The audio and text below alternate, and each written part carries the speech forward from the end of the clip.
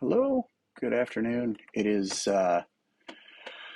Wednesday, November 6th, 2024, and I didn't stream this morning. I was pretty discombobulated upon waking up and checking some news and stuff like that.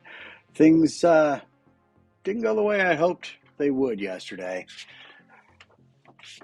and I needed some time to process. I have a lot of people very close to me in my life that the ramifications of the decisions that were made by many, many people in this country could negatively impact from a legislative and policy and cultural standpoint over the next few years. And I'm feeling pretty out of control about the world I live in. So I needed, out of a sense of self-care more than anything else, to get into something that I can control. And thank goodness I am a software developer and I'm working on my own project. I can control that. So let's talk about what we're doing. I have an application that's going to help me at the D&D table. Right now, it can randomly generate some NPC attributes and then use some AI to get a more fleshed out description. Well, I've shown that to a few people and they were really impressed, and they actually want to use it at their tables and are willing to pay me to be able to do that. So then I needed to do some businessy type stuff, and I looked at, hey, what's up, Barney? So I looked at how much it was going to cost me to run the Azure SQL Database 24/7, because the free version that I'm using right now, it goes to sleep after a period of inactivity, and it takes an unacceptable amount of time to spin back up after the first request comes back in, and it causes error messages in the UI, and it's just a crappy experience for me as a personal user, and I don't want to inflict that on my users. So the cost of running that 24/7 is going to be prohibitive. So I've looked at some alternatives, and the alternative that I landed on is a different storage technology. It's a different storage paradigm than what I've gotten used to over my decades as a enterprise software developer, designer, architect. But it's actually not that difficult to put in place. The other bright side is the architectural education that I've gotten, especially over the past 5, 8, 10 years as I've really moved into the software architecture space. The lessons I've learned there about how to effectively componentize a piece of software has made it very, very easy for me to stand up and integrate components that deliver the functionality I had with SQL, but with using Azure Table Storage instead. If I think about the total amount of time I've spent doing that migration, including writing the code, it's probably going to work out to maybe 2 or 3 work days of effort, spread across several streaming days, of course. But I think I got most of the NPC storage knocked out between Friday and Monday morning. And then I started migrating the business type stuff, like the user subscription and resource quotas and all of that stuff that is going to help me actually manage the product with users. The storage aspects of that, I migrated basically yesterday. In the span of, if I had to think about it, we're probably looking at 4 or 5 hours of coding work to get it so that the code structures are in place and integrated down throughout the rest of the application stack. Now, I do need to build some code to migrate what's currently in SQL Server over to this table storage. And because that's actually significantly different from how it is in SQL than it will be in this new storage technology, I'm going to need to build up basically a CustomerBuilder type thing, which I'm going to need for the admin portion of this project anyway.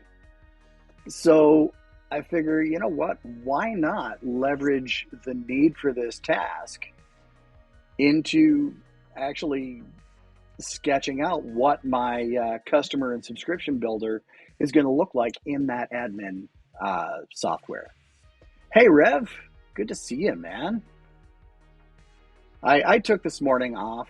I didn't drink too much last night, but I drank enough, and the top 50 videos on my For You page on TikTok put me in a not wonderful headspace.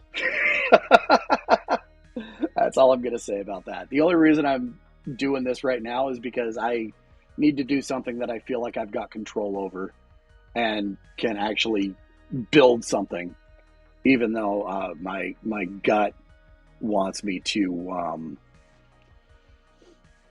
perhaps engage in some more destructive behaviors.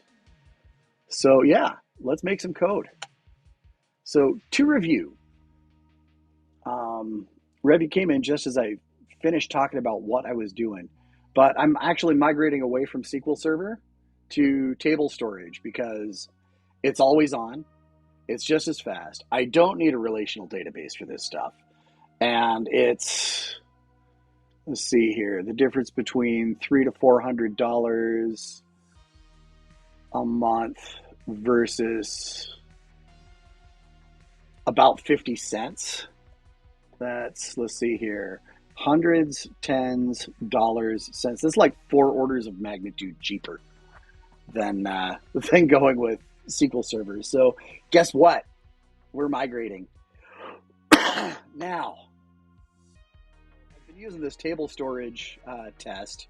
Yeah, running even just the lowest spec Azure SQL Database, serverless, running like 1 vCore with maybe 3 gigs of RAM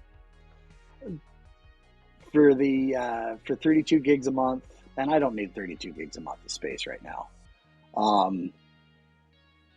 That was going to run somewhere between $300 and $400, but for 10 gigs of Azure storage, using Azure Table Storage, is going to run me like 45 cents. So yeah, it's a no-brainer. Though I am having to rewrite some of the logic that I'm going to need in my applications. So let's see here. I am going to need to, because I'm also going to need to make a MS Graph call out of this thing. Excuse me. I'm going to need to flip camera for just a minute. Just a minute. Because I got to grab some settings that are privileged. And let's grab these.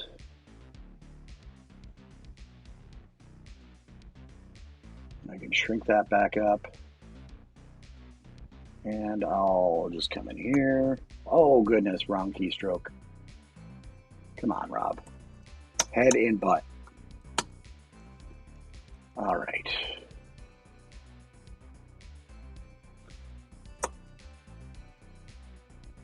And I'll save that. Close it. And load config. Okay, I think we've got all the stuff I need there. Flip back to my screen share. Yeah, I didn't want to be sharing my screen as I was transferring live product keys or anything like that. Those are in files that are bound by git ignore, so they won't make it up to the repository. But I didn't want to load them just the same. So what I'm gonna need to do is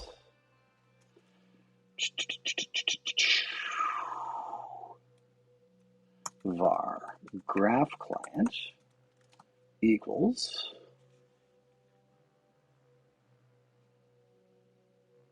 and let's take a look at user access.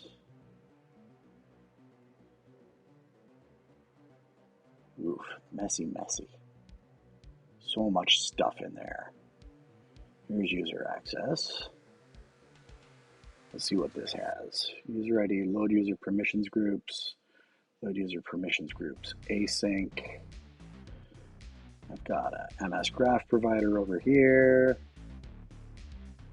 That's just a project file.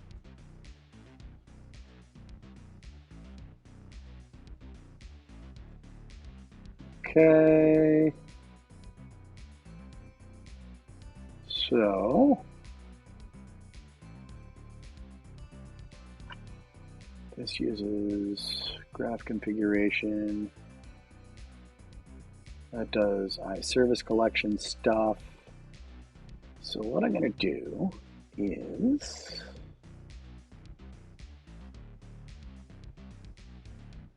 I am going to grab this code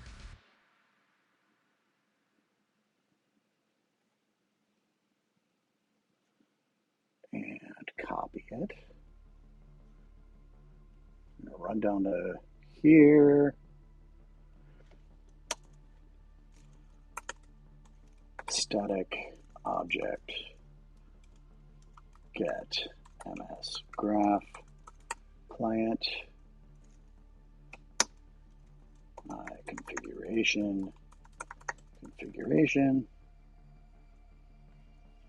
and we'll use a small c for that. Bounce up to the end, paste what I just grabbed, user access graph provider, var gphcfg equals, now let's see what this dependency builder needs from this. Dependency builder.load MS Graph configuration.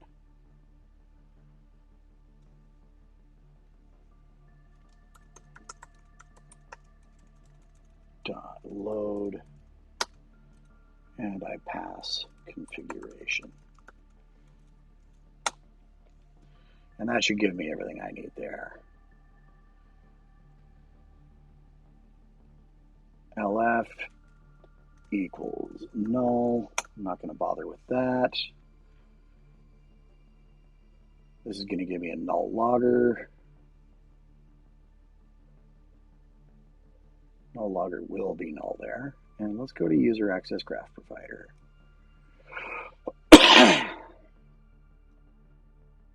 Implements on user access, load permission groups.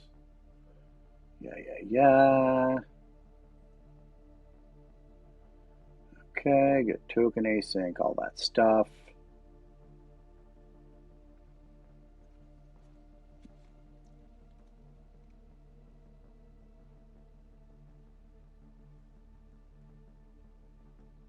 Now, where is my constructor?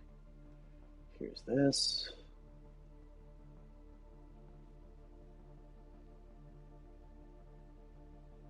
Okay, I have to review all of this stuff every bloody time I work with it. Cred, all of that stuff. And default, get async, member of, get async, yeah. Users. All right, that's right. Okay. So rather than alter this class, because it ain't sealed, I am going to, down here in my storage table, or my table storage test, let's add a new folder, local services, add a class called MS Graph Wrapper. There's that. It is going to inherit from the user access graph provider. Graph provider.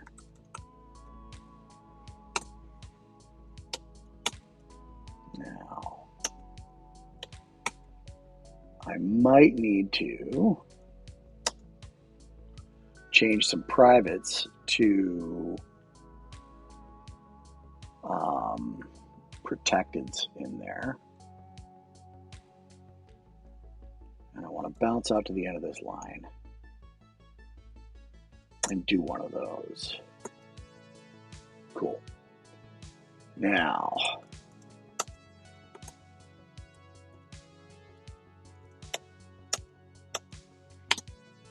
there. Let's pop in here. Not project, but the actual class. Yeah, these are private read-only. I'm going to make this protected read-only. Protected read-only. Move you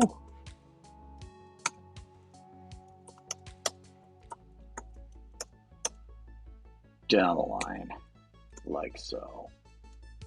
Oops. And to do, turn these back to private after working the migration code. Save. All right. Now, what all do I have on iUser access? Right now, I just have load user permission groups and load user permission groups async. I also need a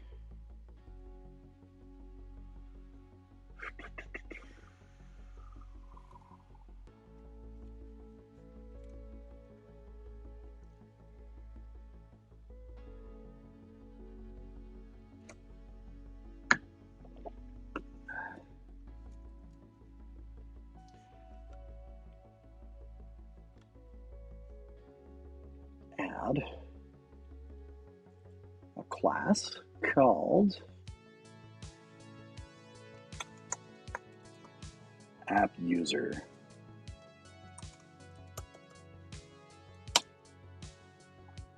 We're going to make it public. And it's going to contain a string, user ID,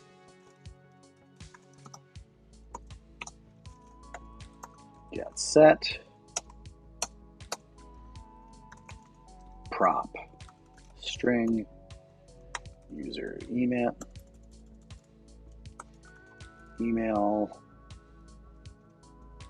yep, and display name. There we go.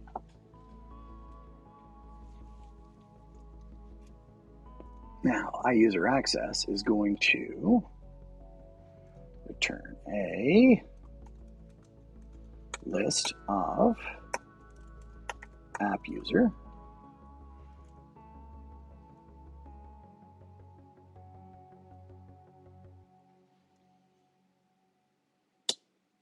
I put that class in the wrong project. It's going to come up into user access. I'm going to delete it from here. Goodbye. And I have to Get rid of this namespace. Boop. There we go. App user, good.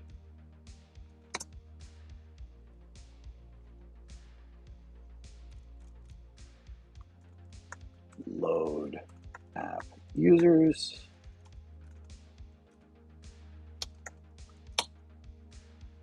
Oops, this is an interface. Man, my head is just not in the game this afternoon. And let's give that a semicolon. Save. Now, user access graph provider.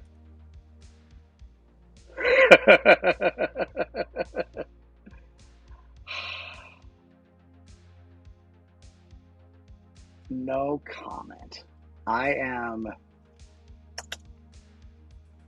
rather dysregulated today, and I'm trying to do what I'm doing here in a semi-professional manner,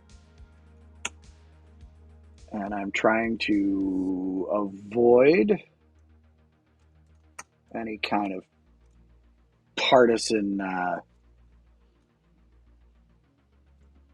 screeding.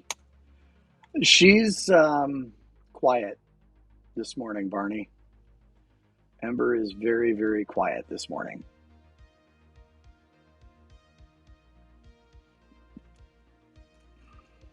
Public async task list, excuse me, app user. And I think I called it load users. I could just use IntelliSense to tell me what's missing, but load app users async. I'm going to use the copy pasta machine. Here we go. All right.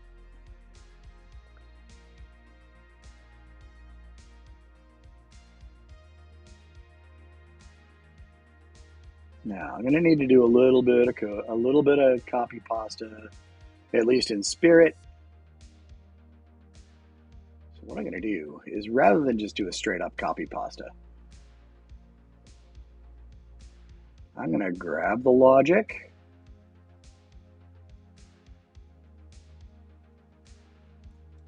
copy that,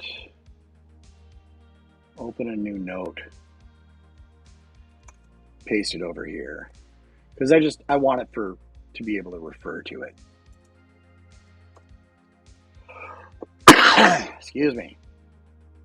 So I need a list of app users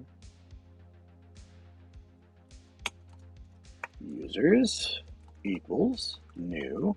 Now this is a new shortcut that I've really fallen into the habit of using, Rev. Instead of explicitly stating when I explicitly state my variable type in the declaration part of the assignment, I'll just skip listing the type when I invoke the type constructor. That's a nice new shortcut, and I kind of like it. Return users. Cool. Now, the next thing I need is the var token. We'll get token async, and if token equals null, throw new exception could not get a token to the graph service. And this is just going to be running against my console app for now. I'll clean this nonsense up later on. So using graph service client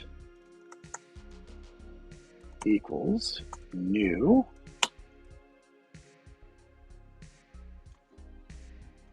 underscore secret cred new array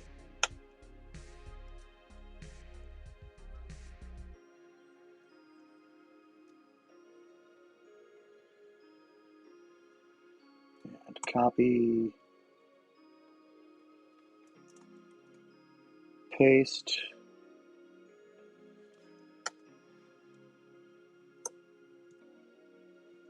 is that everything I need? Let's come out to the end. Good.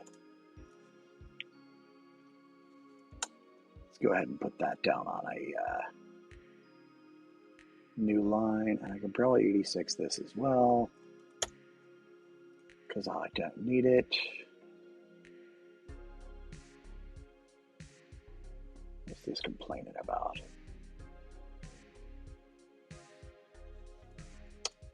So superfluous.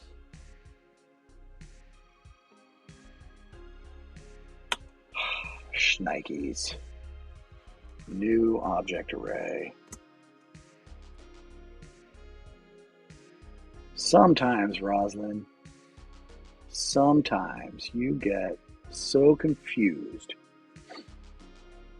So, var graph users equals client await client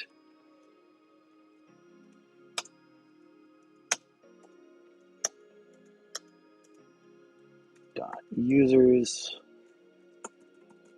head out about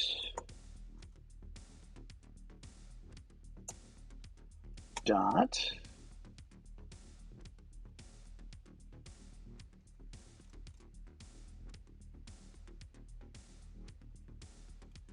get async. That should be about all I need there. And that should return to me a user collection response. So for each var item in graph users dot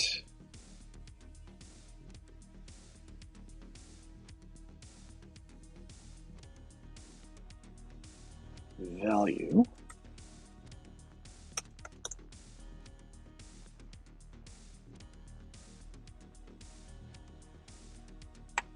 users dot add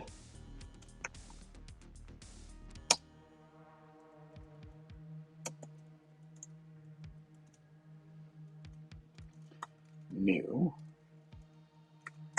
app user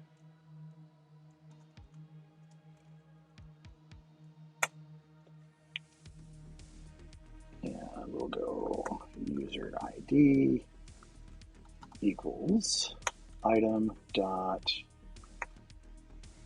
ID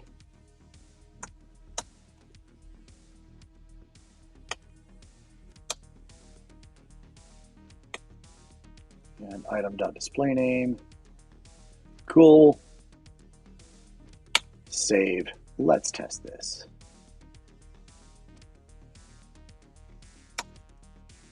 If graph users dot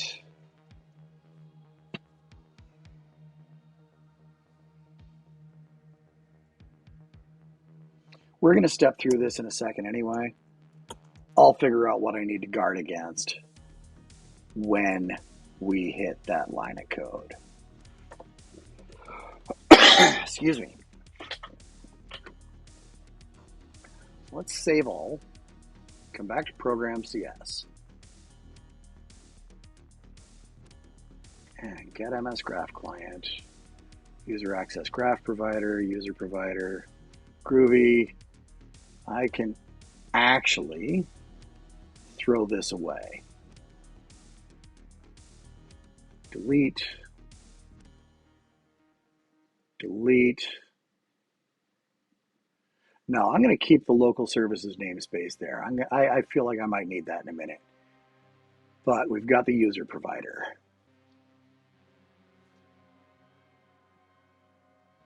Graph client equals, what did I call that method? Get MS graph client. Get MS graph client with zconfig.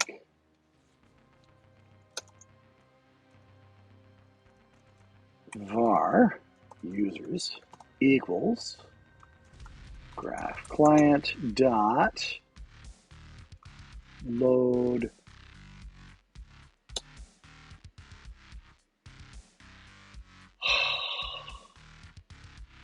it's not an object, it's an iUser access. And let's resolve the reference.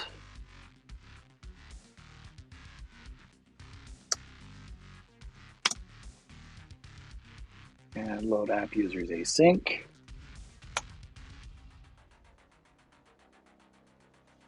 And we'll await it.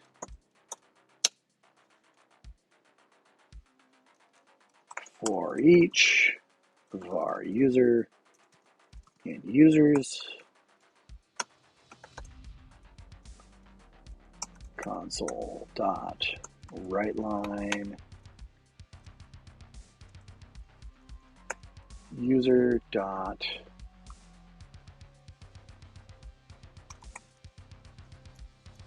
display name.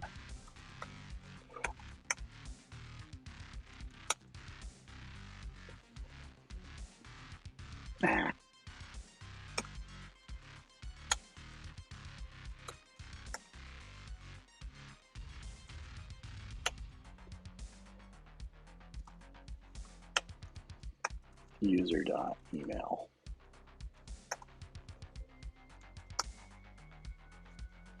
All right.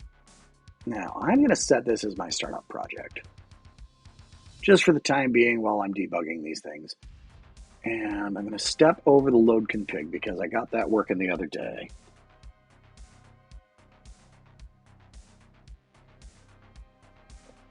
And Mrs. is texting me.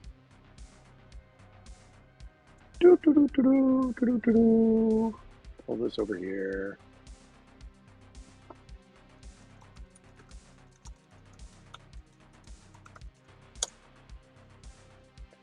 And let's spin it up and see what we get.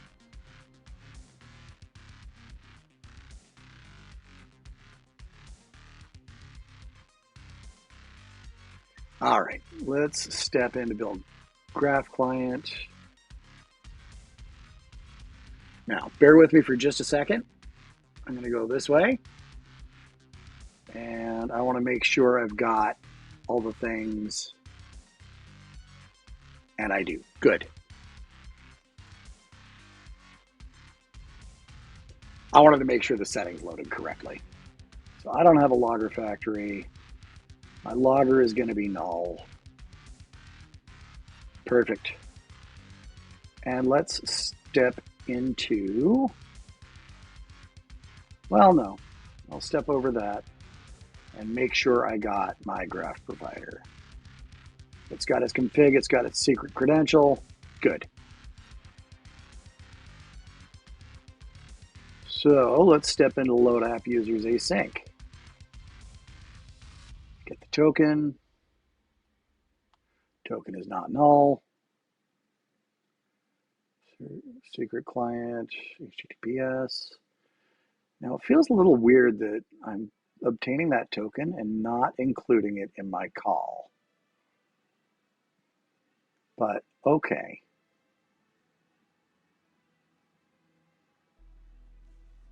And how many users has I got? I has 3. Now, I do want to take a look at This is a lot of stuff. Okay, so there's the display name on DevDad. Good.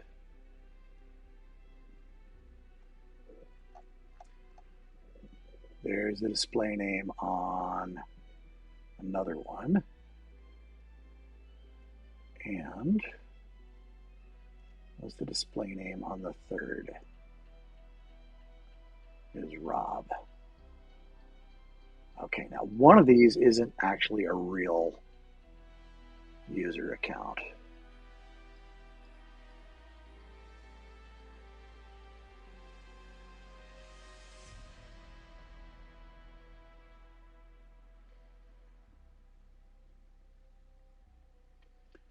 So what I'm going to need to do is expand this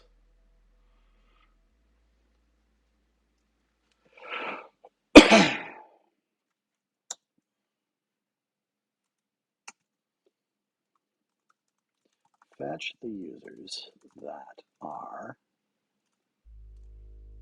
in the tenant and have membership in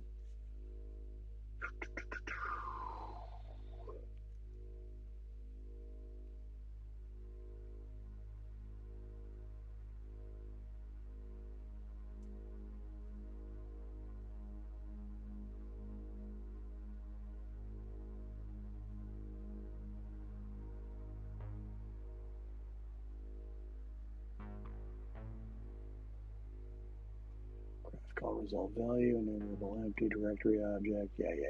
Yeah.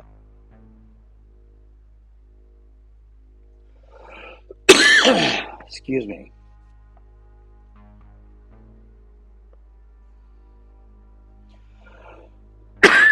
Pardon me. Is there a dot include? Nope.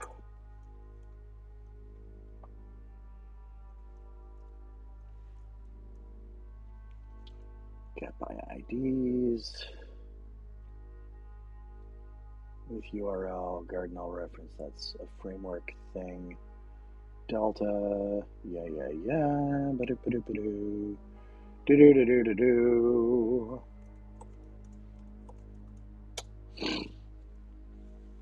There should be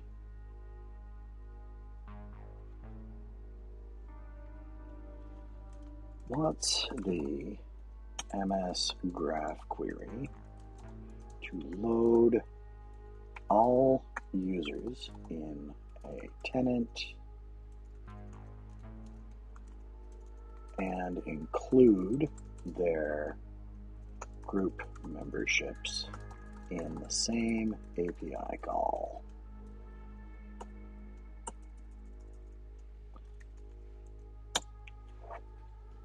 And this is where I use AI.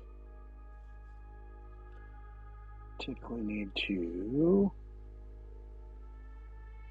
call using Microsoft Graph. You can use the expand query parameter.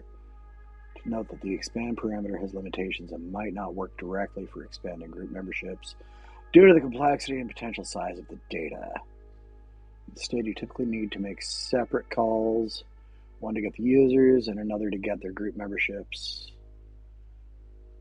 Okay, get all users, get group memberships for each. Use the user's ID member of endpoint to get their group memberships. Example using Graph SDK. I do not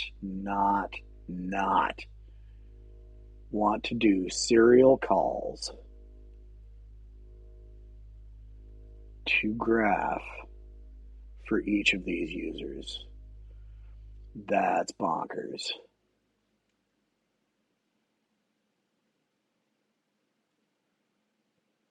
Group is group.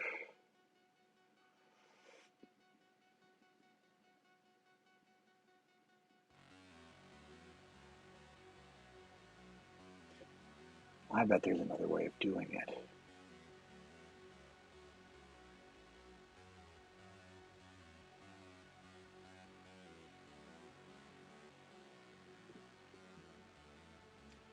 Confidential client, yeah.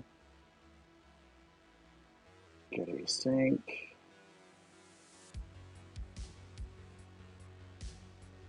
Yeah. Making sequential graph calls within a loop is a no-go for me. Would it make more sense to filter my user query by membership in specific groups?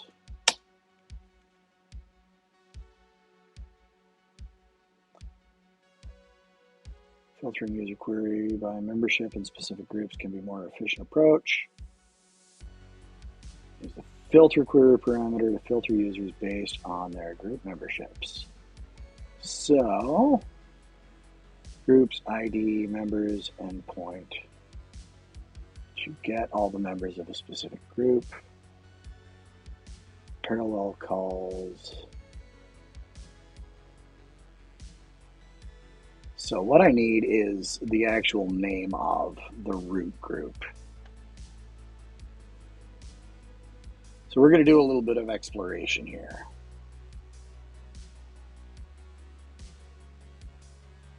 I'm just going to do one of these. I'm going to copy.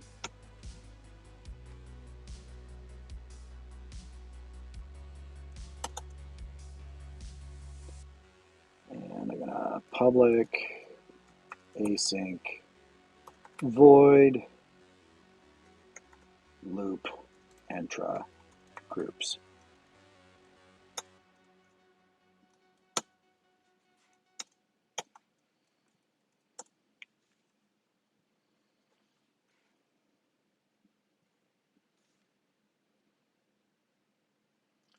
This needs to pop out by one.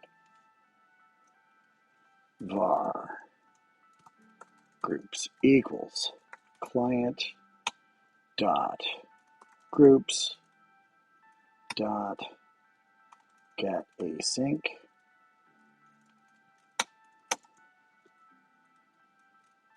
for each var group in groups dot value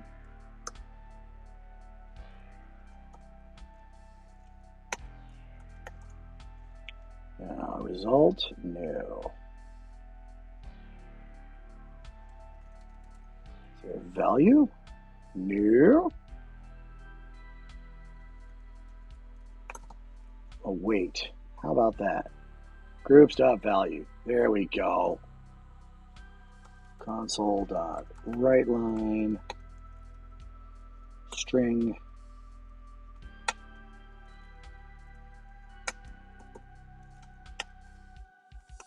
group dot display name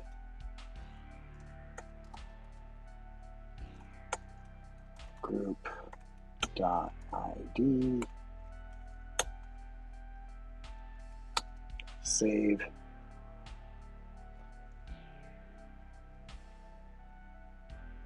And this is going to be an async void. It's going to be an async task.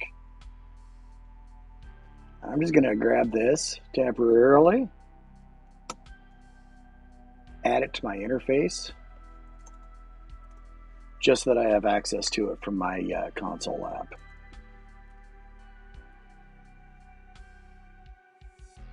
And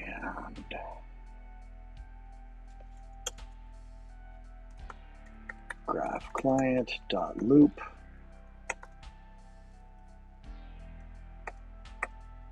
enter groups save run.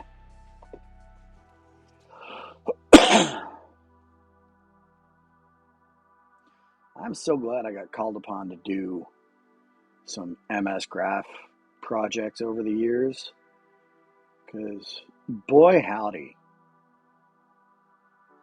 Oh, did I goof something? I sure did. I want to be here. Let's just continue. Fine. All right. So that's that. Entra is not storing my mail. At least not in the mail property. Let's run this again. Because going into loop Entra groups, it threw up on me.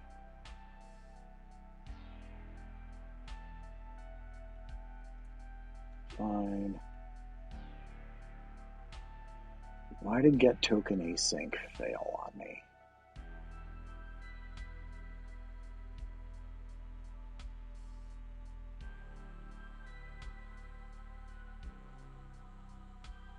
Stop. Let's wrap that in a try catch.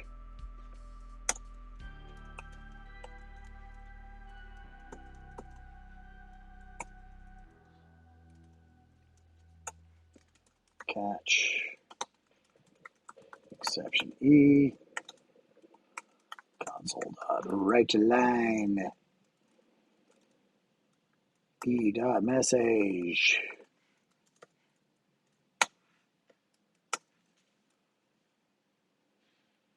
Drop one here, drop one here. Run! Run, you booger! And step in. Hop, hop. Step over. That's so weird. Why is it jumping like that? Where's my call stack? So here's program, user access, load app users async. Stop. Let's come out here. Comment that stuff out. I know exactly why. Because it fired and forgot it. And as soon as it hit that first await inside the method I was calling, it said, oh, off to Fantasyland. So yeah, that's what I gooped. That's what I gooped up.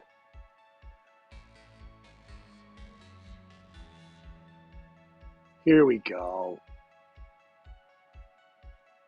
That catches me almost every darn time. How many?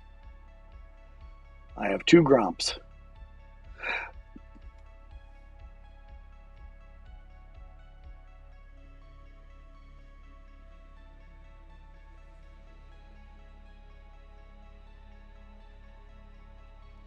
Let's just continue. Boop. And take a look at the output. GM tools, users, and app GM tools, paid users. Thing of beauty. And it's the GM tools users that I want to pull. So instead of load app users async, I am going to say string base app user group name. Save. Pop into the graph provider.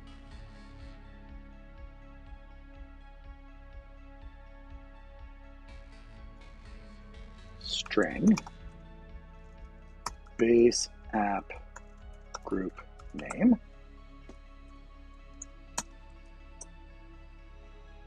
Now, what's the instructions from Copilot? Move members from specific groups using groups ID members endpoint. Okay. Make parallel calls to improve efficiency and combine the results.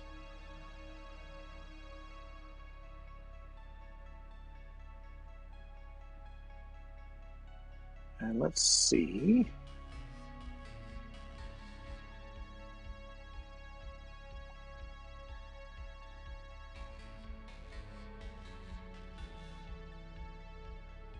So I need to pull in the group ID, not the name.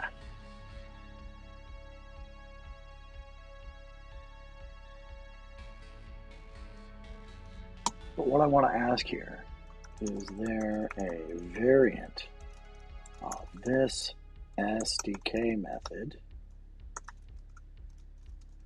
that will accept the name of a group? Or do I have to provide the ID?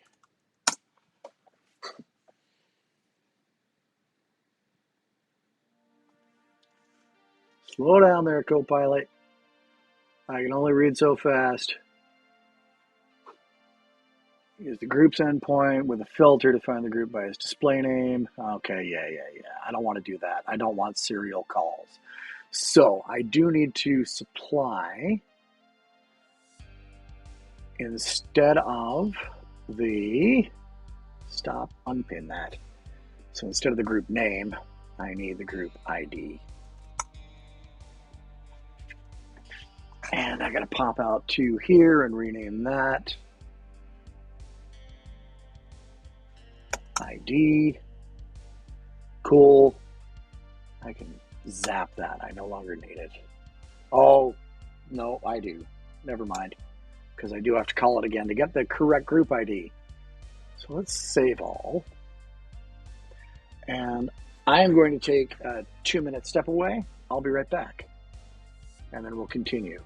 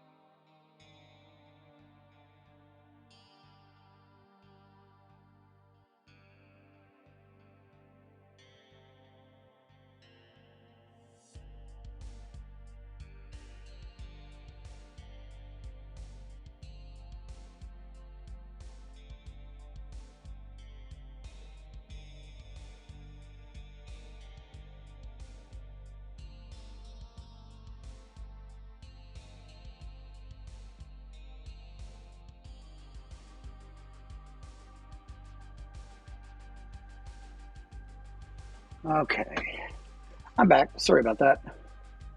All right, let's come back out to the console app.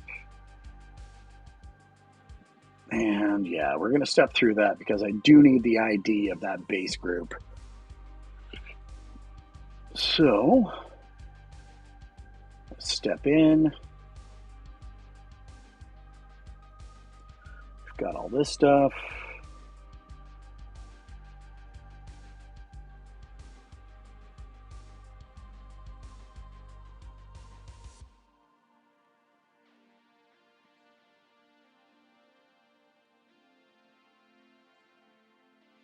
Good. I can grab a console. And I need this value. Edit. Copy. Close. Oh, I probably need to continue.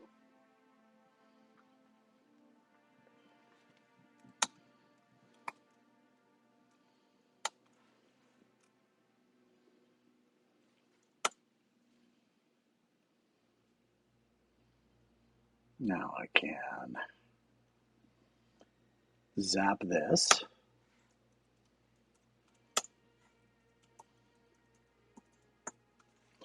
And I can uncomment this part.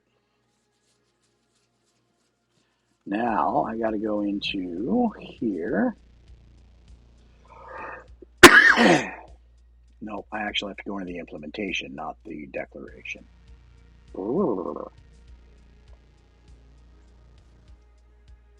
Okay, and that's loop enter groups.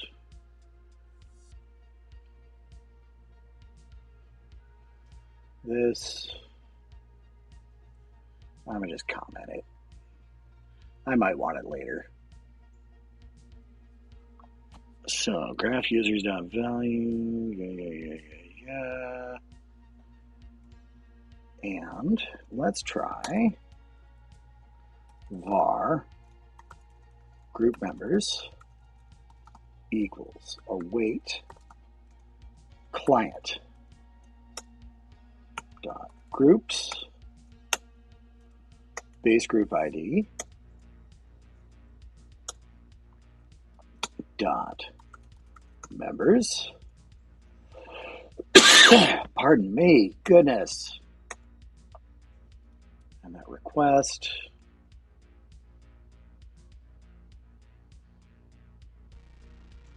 Yeah, I don't know what that is. We're just going to run a get async on that. And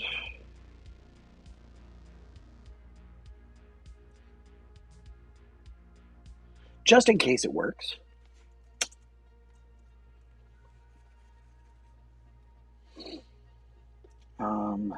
for each var item in group members, yep, dot value var user equals item as user if user is not equal to null. That means it succeeded in the cast. Let's say users dot add new app user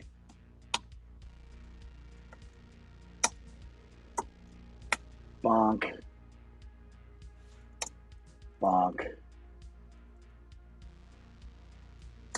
indent outdent user ID equals user dot user ID herderp. Oh, what are you doing?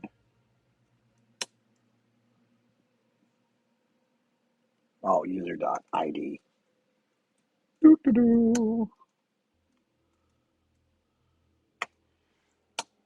And display name. So I'm just going to grab those, but I'm actually going to drop a breakpoint here. Graph users equals await client. Let's clear up some of these empty lines.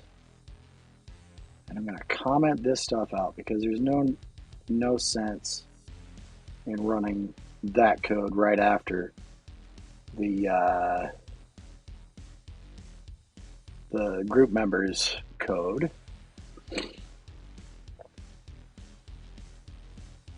If it works.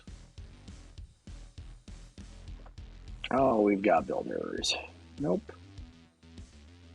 Oh, yeah, duh.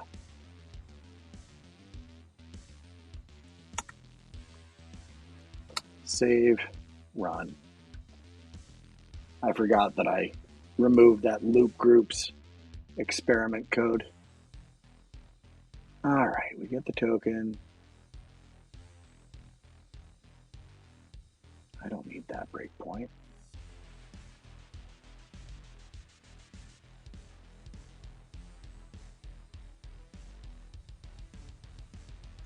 Under cursor. Here we are. Boink.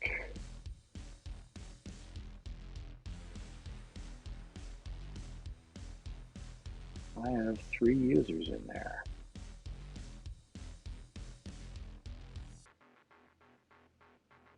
Okay.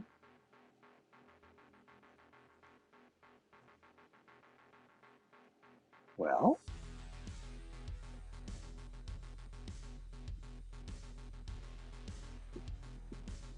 does it cast as a user? It sure does. So I want to see what other things I've got here that I can use. because I'm not collecting a whole lot of information from people when they sign up. Really just a screen name,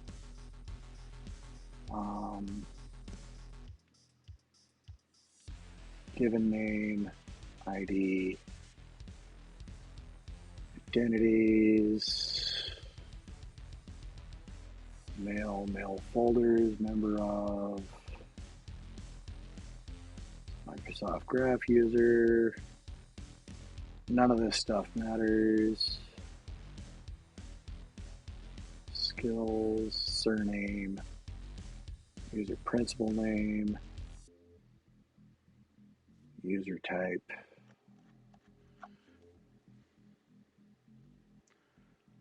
Other mails is null.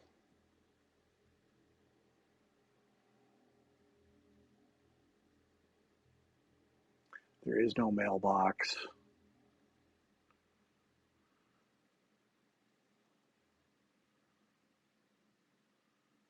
Is there a contact methods or anything like that?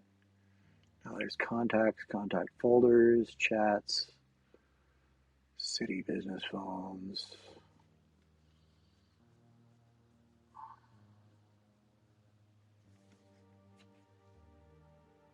I might be going about this the wrong way.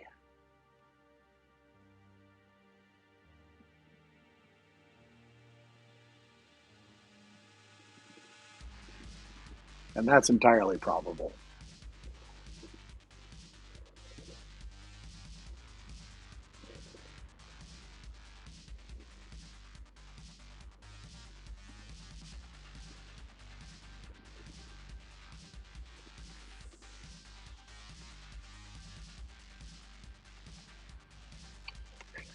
And we'll just let that run out and see what comes up in the client. DevDad, Rob McCready, and Rob. Okay. So that's close.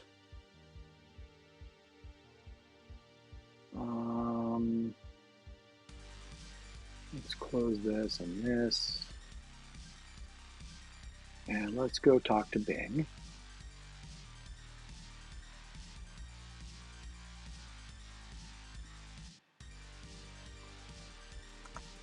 Hey there.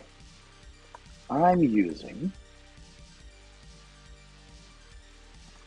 Entra B2C for my applications user store and authentication provider. I know it collects some information about my users when they sign up, and I'd like to query that in some C# code. Do I use MS Graph for this against the Entra tenant, or is there some other API that I should be using for this?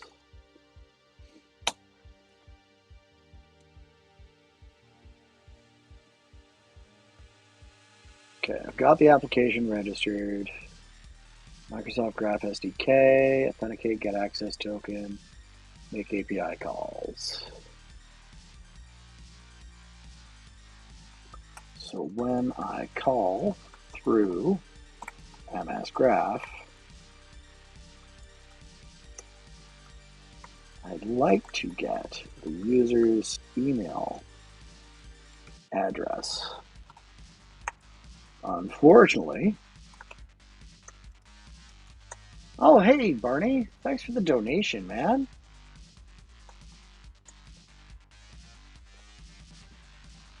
To be coming back the user's collection.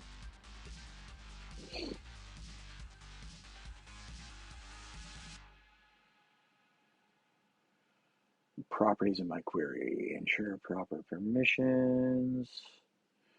user.read basic all or user.read.all permissions. Properties you want to retrieve.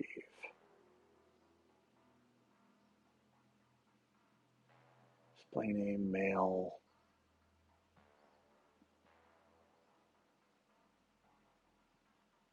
ID.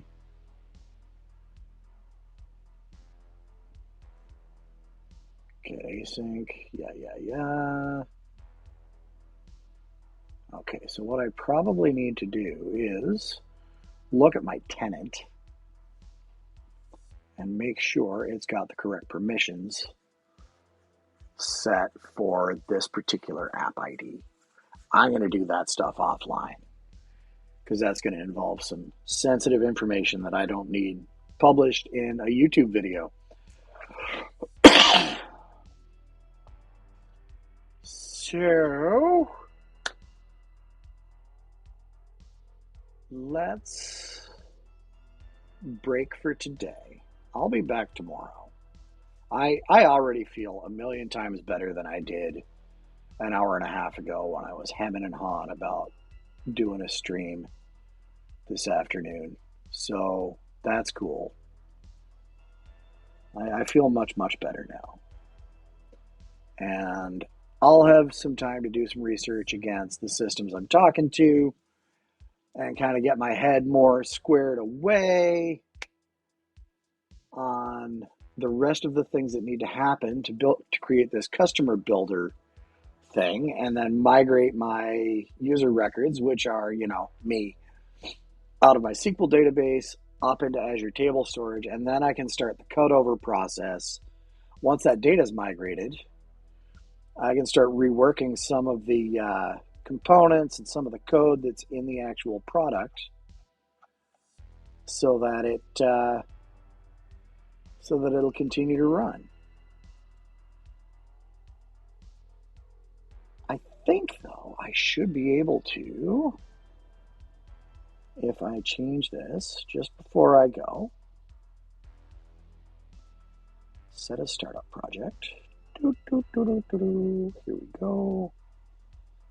I think it'll continue to run because it's currently theoretically talking to the SQL server for some things, but it's talking to the Azure storage for other things. So let's see if it spins up. Barney, have you seen this? So it's primarily for when you're running a D&D game and your players go to like a smithy or a tavern or a store or something like that, and you've always got that one guy at the table that's like, "Hi, what's your name?" And you're like, Fred. And you end up with a town full of NPCs named Fred, and they've all got the same voice and they've all got the same personalities, and they want to, my players want to dig into the shopkeeper's background and all of that crap. So let's say you're walking into a smithy. I know that I've got that guy at my table. Yes, you.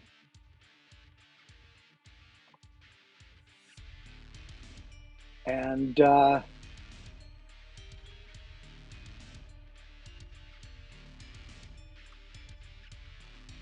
so I just need a minute for the server to spin up and query the AI. So yeah, Philia Ironfoot is her name. She's got tan skin, curly red hair. She's dressed in, fairly sturdy denims, and she's got her little Smith's outfit on. Standing up straight, she reaches your mid-thigh, assuming that you're playing somebody of your current height, Barney. And she doesn't look like she weighs a whole lot. But, yeah, I've got, some notes about her personality, her background, what she looks like, and boom. I'm now better able to handle the those parts of the role play session. So yeah, this is the first feature. I've got other features in mind.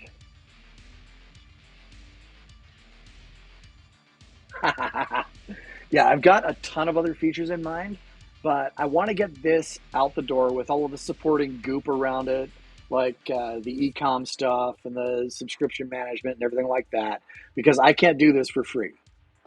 Every time I push that generate description button, I have to pay Microsoft.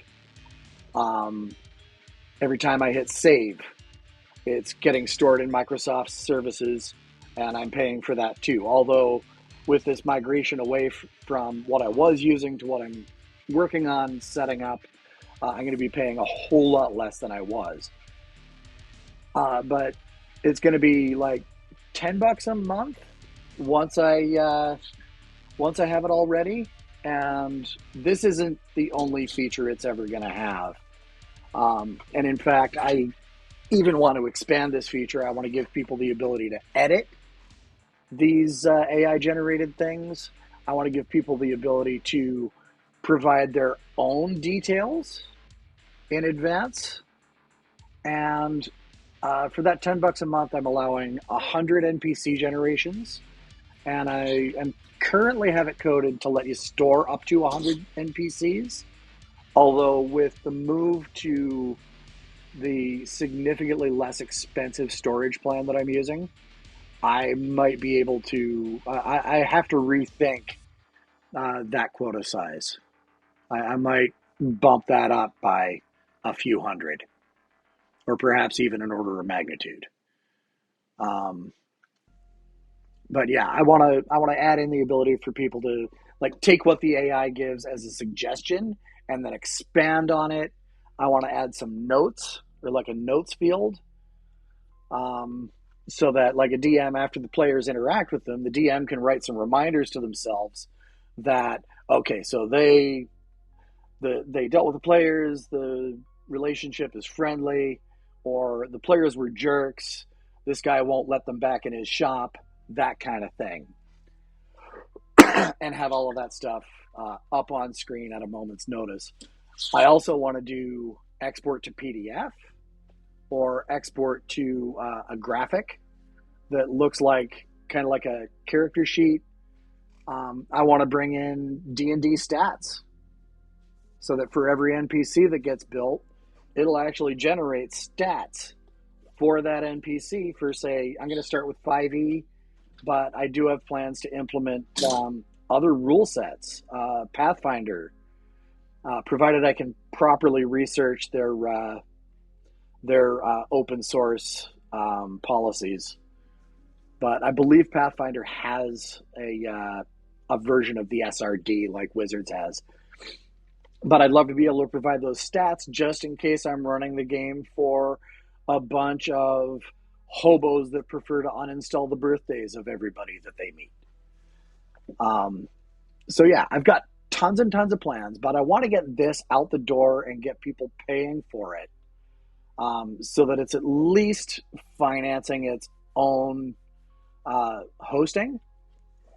And I want to start getting some feedback on some of these ideas so that I can build what people will find useful. So far, I've just been building what I would find useful. So yeah, once I've got all of the technical goop sorted out, I'm going to be doing a very small invite-only private beta. And if I can get back on the horse and stay focused this week and next, I ought to have something that I can start trading for dollars within the next work week or two. So yeah, I'll be in touch when it's ready. And the best thing is at $10 a month, 5 subscribers is paying all of the bills for this thing. So yeah. And I don't know if you notice the little touches like the background here, the old blue and white graph paper background that I've got, and the little kitties and all of that stuff, a little animated blinking kitty when I did the AI generation, all of those fun little things. Those were a ton of fun for me to build. But I'm really looking forward to expanding the NPC feature and starting to think about generating things like shops or even towns. But the shops and towns are going to take a lot more AI tokens. So the quota on those is going to have to be an awful lot tighter. And I need to research a couple other AI models that I could use instead of the one that I'm using now, because that AI token consumption could get pricey, and I'd have to really tighten up on the quotas, depending on how the cost per generation works out to be. But yeah, tons of plans, and I'm pretty excited and very nervous and experiencing a lot of self-doubt and everything like that. But I have a feeling. Oh no, I'm not going to be doing an image generation yet. I'd love to do towns with maps, but yeah, I'm not gonna start messing with AI image generation. It's a million times more expensive than just text generation, and B, I don't like the output from AI image generators all that much. I certainly wouldn't want to charge for it.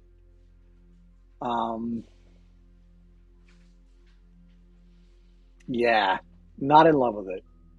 Not in love. Like, it'd be a cool idea, but it's not something. It's not a feature that I want to take on. But as far as like printing out the key to, or having something that helps generate the points of interest that could be notated on an existing map, and there's tons of free maps out there on the internet. All you got to do is like find one, download it, and then like with a pen, just put like a numbered key on it, and then have that numbered key correspond to something in your campaign guide, or your town description or what have you, and you'd be good. But yeah, AI image generation, especially for maps, it ain't there yet. I've tried it, and the tech just ain't quite right. Not yet, anyway. So yeah, that's just a short little demo of what this thing does. It's also mobile friendly, just like that. It works beautifully on my iPhone, and it works great on my iPad, and all of that stuff. So yeah, although it's really a much better, more useful experience on desktop. Oh, iPad, it looks wonderful. It works really well on iPad. I have messed around with it on my iPad Mini, and it looks nice, and it plays nice. Like, you get this full desktop experience and all of that stuff. I would still run it on a laptop, Barney, because I've been running in-person games and online games, and having a full laptop with the keyboard and everything like that, vastly superior to an iPad and having to bring up the keyboard and tap tap tap on the on-screen keyboard and all of that stuff. It's not, the experience doesn't feel great. When I'm typing, I need the tactile physical keyboard. But yeah, I mean, I've gone to some lengths to make sure it works well on a variety of form factors. So yeah, I need to cut this short, or not cut it short, because I've already gone about 15-20 minutes longer than I usually do, but I do need to split. I've got a little bit of research to do on these API calls that I need to make, and so on and so forth. I want to get some more progress done on this character build, or not character, but customer object builder and storage thing, so I can start migrating. Rev, thanks for jumping in, man. It's always good to see you. And yes, I will pass your words on to September. So thanks for hanging out, guys. Barney, thank you for the vote of confidence. Hearing from somebody who would be eager to use this thing, even though you're a friend of mine and you're biased. Um, getting some positive feedback about it is super valuable. I've really been wrestling with a lot of self-doubt. It's like, God, there's a million things out there that do this, and they're doing it for free, and blah blah blah blah blah blah blah. And just like, what if people hate it, and so on. And that little conversation that you and I just had right now, Barney, really helped me get over some of that. So thank you. I appreciate that. I needed it. And y'all, take some deep breaths. Um, we'll get through all the things together. And until the next time I see you, happy coding and be kind to yourselves.